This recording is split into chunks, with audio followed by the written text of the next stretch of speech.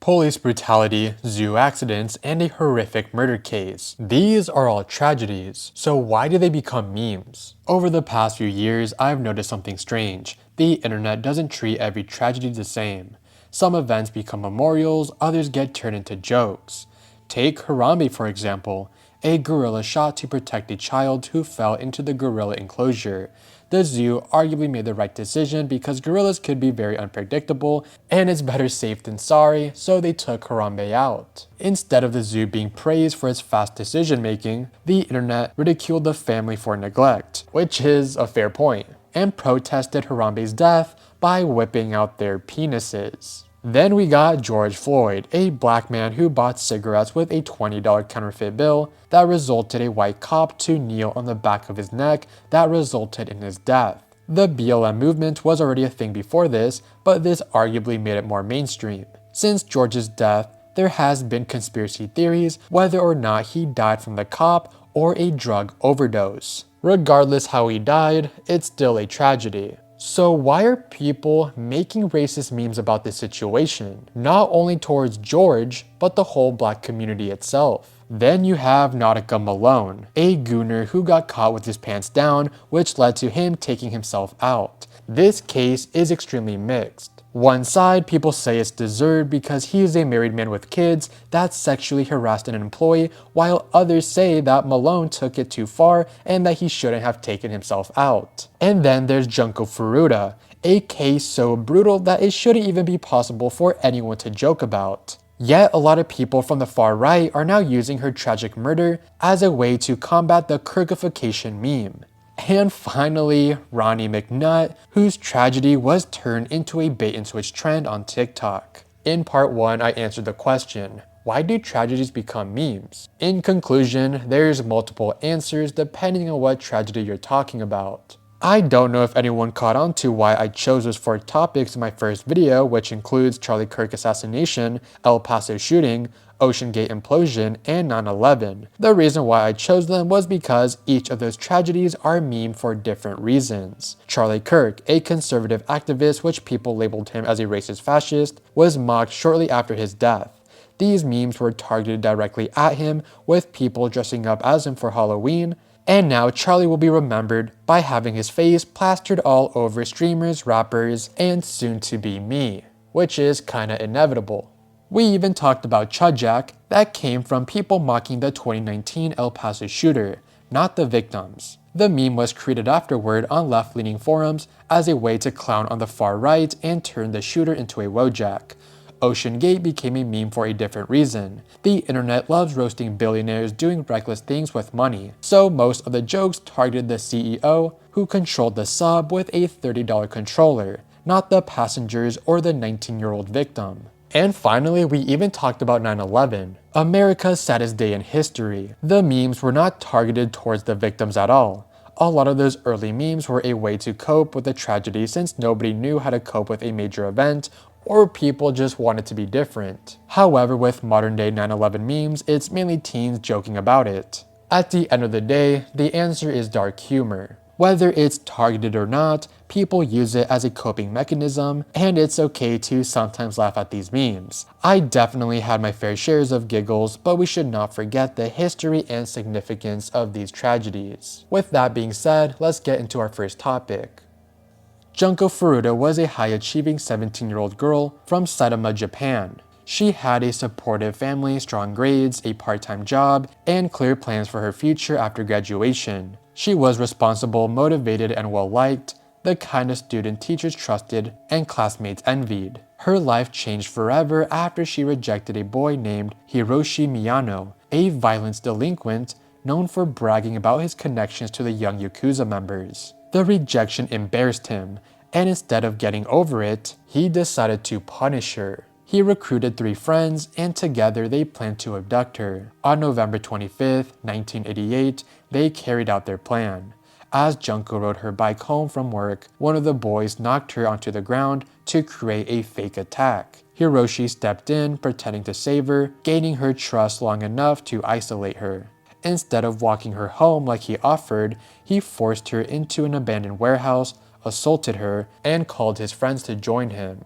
Realizing she might go to the police, the boys decided they would keep her captive, believing their gang connections would protect them from consequences. They held Junko prisoner for 44 days inside one of the boys' homes, a place where adults were present but too intimidated to intervene. During those weeks, Junko endured near constant assault, intimidation, and psychological torment. She was kept in degrading conditions, denied basic needs, beaten repeatedly, R-worded essentially over 500 times by different people, and treated as property. Many additional people were brought into the home and allowed to abuse her as well. Her attackers bragged about holding her captive, inviting others as if it was entertainment. As weeks passed, her body weakened and her injuries became severe enough that she could no longer walk or even care for herself.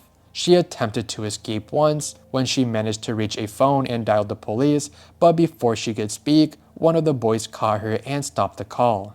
The police briefly followed up on a tip and even arrived at the house, but after the parents insisted nothing was happening, the officers left without checking, a failure that allowed the abuse to continue. As winter temperatures dropped, Junko's health deteriorated even further. She grew malnourished, dehydrated, and increasingly unable to move. But the boys continued to torment her rather than get her medical care. By January 1989, Junko was barely alive. She begged to be killed, but the boys escalated instead. After another beating, they poured lighter fluid on her and set her on fire.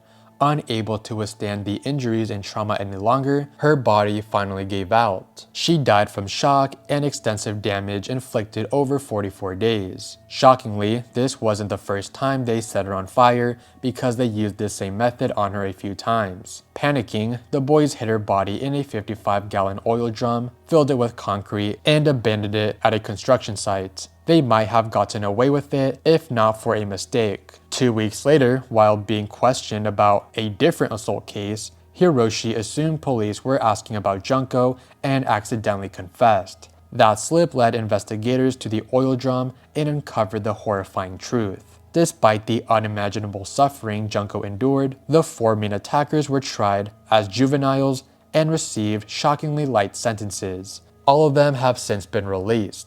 The extreme cruelty and failure of multiple adults and authorities, and the leniency of the justice system are why Junko's case is remembered today as one of the most disturbing and heartbreaking crimes in modern Japanese history. This is a tragedy, and it's very heartbreaking to find out the girl didn't make it out alive. So how on earth can this horrific tragedy become a meme? Well, it involves Charlie Kirk. When Charlie got assassinated at Utah Valley University, people started making memes of his death. First, they were celebrating the fact that he died. Then came the Sun meme, where people face-swapped Charlie Kirk onto the iconic photo of Anthony Mackie. The far left dressed up as an assassinated Charlie on Halloween, and then the iconic Kirkification meme became a thing. After I released part 1, a new Charlie Kirk meme surfaced, and that's the legendary song, "We Are Charlie Kirk." But what does Charlie Kirk have to do with Junko? You see, after the Kirkification meme blew up, a lot of people from the far right started to do their own version of the trend, where they put random faces onto Junko. Yeah, they basically grabbed Junko Furuta's name and started using her as shock bait. Not out of respect, not because they knew anything about her story, but solely to weaponize her. The whole point was to throw her into the conversation as a way to own the people making Kirk memes. Their mindset was basically, if you can laugh at Charlie Kirk, why can't you laugh at Junko? So it stopped being humor and turned into pure rage bait, a way to provoke reactions, force people to get upset, and frame the other side as hypocrites. And because Junko's case is infamous in the true crime communities, they knew using her name would spark a reaction instantly. The trend spread across Twitter and TikTok. People started posting intentionally offensive edits, leaving Junko-fied comments under random videos, and dragging her into arguments that had nothing to do with her at all. At that point, it wasn't about Charlie or Junko anymore. It was just two groups trying to trigger each other. The first instance of the Junko meme I found was from this Twitter user who actually Kirkified Junko. After that, I found an IShowSpeed edit, and even found this sad edit making fun of her being R-worded, which is horrible. On Instagram comments, you can even find a Kirkified Junko with a penis shadow over her. It's extremely sad how people from the far right brought Junko into this for no reason. If they wanted to retaliate against the Charlie memes, they could have just gotten some random Democrat like JFK, but no, they instead dragged an innocent girl who's a victim of abuse and had nothing to do with American politics at all. Since we just mentioned Charlie Kirk on the last entry, why not talk about somebody that shared the same birthday as him?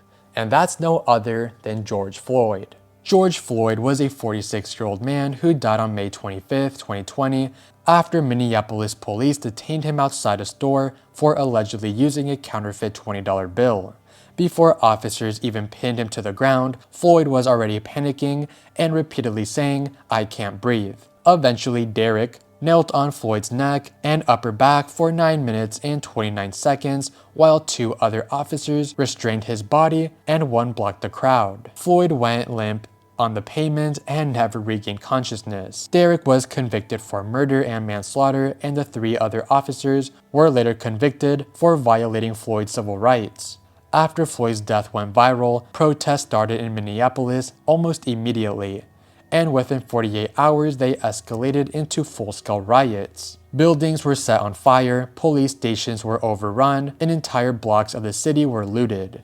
The Minneapolis 3rd Precinct was abandoned and later burnt to the ground. The chaos spread nationwide. Cities like Los Angeles, Chicago, New York, Dallas, and Atlanta saw major rioting, broken windows, stolen merchandise, burning cars, and clashes with police. Some areas faced armed standoffs, National Guard deployments, and citywide curfews. Insurance companies later estimated that the unrest caused over $1 billion in damages, making it the costliest civil disorder event in US history.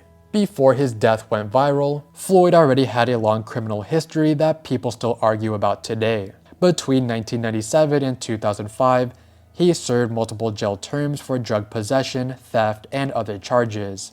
His most serious case was in 2007, when he and several men forced their way into a woman's home while pretending to be water department workers. Floyd reportedly pushed a gun into a woman's stomach, and she was pregnant at the time. He was arrested months later, identified in a photo lineup, and in 2009 took a plea deal that gave him 5 years in prison. Depending on who you ask, this part of his life is either heavily downplayed or brought up constantly, which is a big reason he became such a controversial figure online.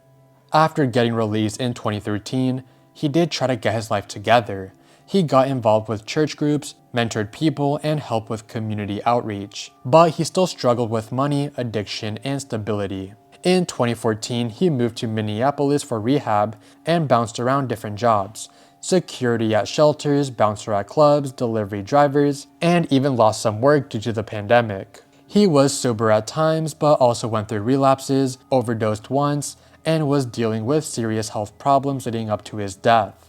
The biggest debate surrounding Floyd's death came from the autopsy and toxicology reports. He had heart failure, fentanyl, and methamphetamine in his system at the time of his arrest. That led some people to insist he died from a drug overdose, not police force. Others point to testimony from medical experts saying that a fentanyl overdose is usually slow and calm and not yelling "I can't breathe." The official medical examiner ruled the death as a homicide. There's a lot of credible sources saying that George Floyd died from an overdose, while there's also other credible sources that say that he actually died for having a knee to the neck.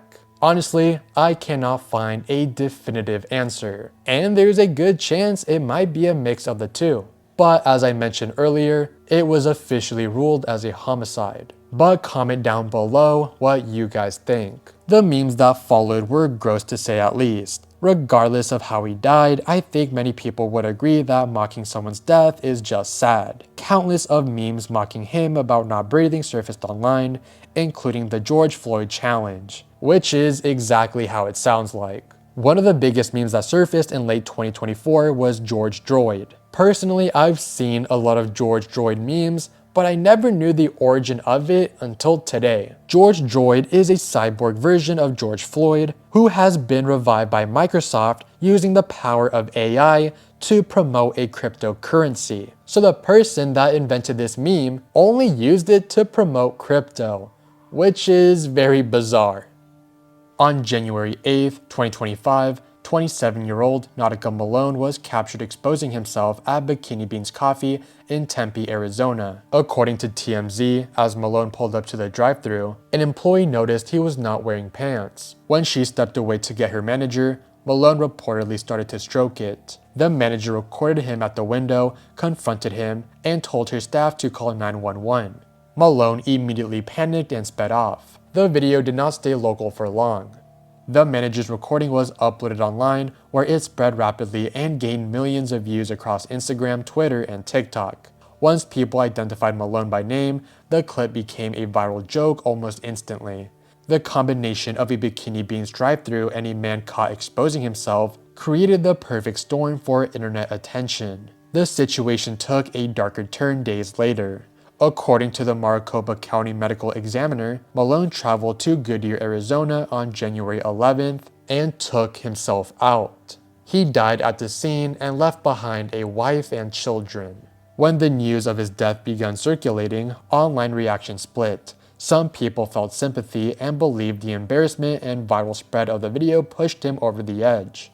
Others reacted with the opposite energy and turned the tragedy into memes. That is where the gooning jokes erupted. Because Malone was caught gooning in public, people labeled him King Goon and began saying he had committed goonicide. Users created tribute edits, parody memorials, and graphics for a supposed goon reel at the same Bikini Beans location. Another meme that came from this is the ghost of the goon. Basically, if you see the same colored black Dodge Challenger, you point it out to people and say it's the ghost of the goon. The joke format spread across TikTok, Twitter, and Instagram. People exaggerated the story, reused the same clip and edits, and repeated the goon references until it became its own trend. Malone's real life and real death were drowned out by the meme that replaced him. The entire situation shows how quickly the internet can turn humiliation and tragedy into entertainment. A single recording became a viral clip became a meme, and the memes eventually became more recognizable than the person involved. Malone's family is left grieving, while the online world treats the story as content. Like I said, people are split about this. Yes, it's a tragedy for the family and friends, but the fact it turned out this way is very sad. But even then, people shouldn't just forgive him for sexually harassing an employee because it's highly inappropriate. Even if a woman is half naked selling you coffee, you shouldn't be beating your meat in front of her. On May 28, 2016, Harambe was a 17-year-old gorilla at the Cincinnati Zoo who was shot after a 3-year-old boy climbed into his enclosure. The moment was caught on video and spread instantly online, sparking huge debate whether the zoo made the right call or if Harambe was actually trying to protect the child. The situation blew up far beyond a typical news story because everyone had an opinion. Within days, Harambe wasn't just a tragic headline. He became a symbol people used to argue about zoo safety, bad parenting, and animal rights. But at the same time, the internet being the internet, the whole thing started shifting from controversy into memes. People began posting exaggerated tributes, fake memorials, and dramatic posts that were clearly jokes. The irony turned Harambe into one of the biggest memes of 2016. Dicks out for Harambe, conspiracy-style edits, joke petitions, parody songs, it all piled up fast. What started as a serious debate evolved into a cultural phenomenon, where Harambe became the internet's unofficial mascot for absurd, overblown humor. Even years later, he's still referenced as one of the most iconic memes the internet ever created. I decided to take it a step further and try to find the identity of the 3-year-old kid that fell into the gorilla enclosure. But since the kid was only 3 years old at the time, his name was kept private. However, we do know the identity of the parents, Dion Dickerson and Michelle Gregg. After the death of Harambe, they actually did press, which is very weird if you ask me. And me personally, I would stay away from the spotlight just to avoid constant harassment. Besides that, it is extremely hard to find any additional information about the kid, but I'm very curious if anyone recognizes him now. Ronnie McNutt was a 33-year-old Army Reserve veteran from Mississippi who took himself out during a Facebook livestream on August 31, 2020. He has struggled with depression and PTSD after serving in Iraq, and friends said he often used live streaming as a way to vent and talk through what he was feeling. On the night he died, Ronnie appeared drunk, upset, and clearly not in a stable place, but Facebook refused to cut the stream because he hadn't harmed himself yet. His best friend, who was watching live, tried repeatedly to get help, but nothing stopped the live stream. Part of the tragedy involved Ronnie's relationship. He had recently gone through a breakup, and the emotional fallout from that was weighing on him heavily. During the live stream, his phone rang nonstop, and the last call he answered came from his ex-girlfriend. Witnesses said the call turned into a short, emotional argument before she hung up. Nobody knows what exactly was said, but the moment clearly hit him hard. Her name has never been released, and she has never spoken publicly about the incident. She wasn't blamed by authorities or by Ronnie's friends. She simply became an unseen part of a very public tragedy. After the call ended, Ronnie looked at the camera and said his final words. "Hey guys, I guess that's it." Seconds later, he took himself out right in front of the camera. What happened next turned the entire situation into one of the most disturbing viral moments in internet history.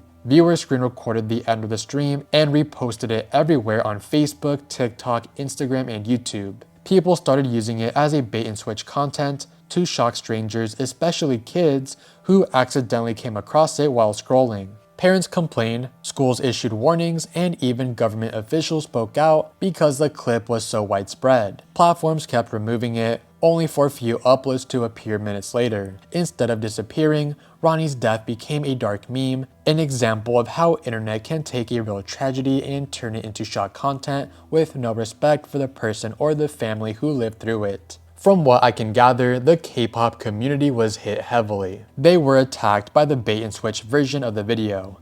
No one really knows why they were targeted, but they were. Imagine watching your favorite idol perform and then suddenly seeing the final seconds of a man's life. The bait and switch meme wasn't the only meme that followed from this tragedy, as there's countless of other memes.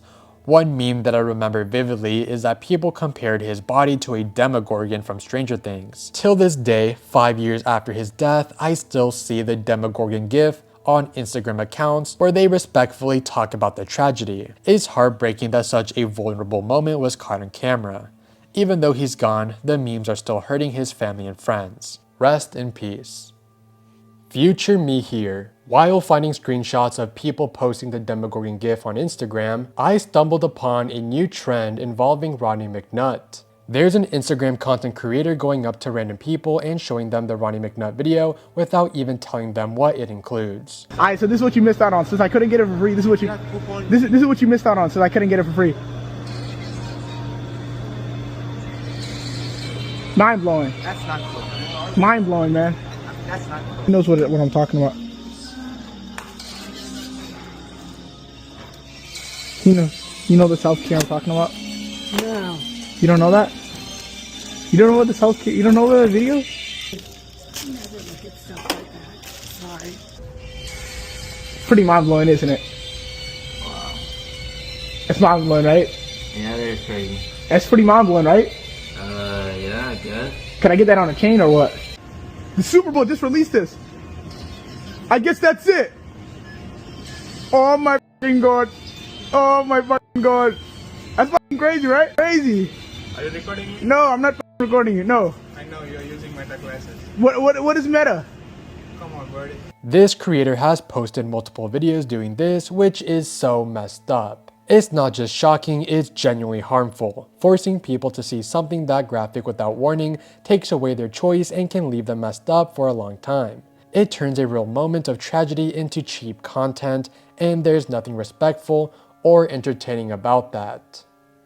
Thank you guys so much for watching till the end of this video, and thank you for watching part 1. It is kind of surreal how a screenshot of my thumbnail became viral on Twitter, and a lot of meme accounts were posting it on Instagram. And it was cool to be trending for a while. It was like the first time I ever been on trending, so that is just awesome. Thank you so much. And if you haven't already seen part 1, I recommend you to watch it right now, because not only is the thumbnail hilarious, it is an extremely well-made video.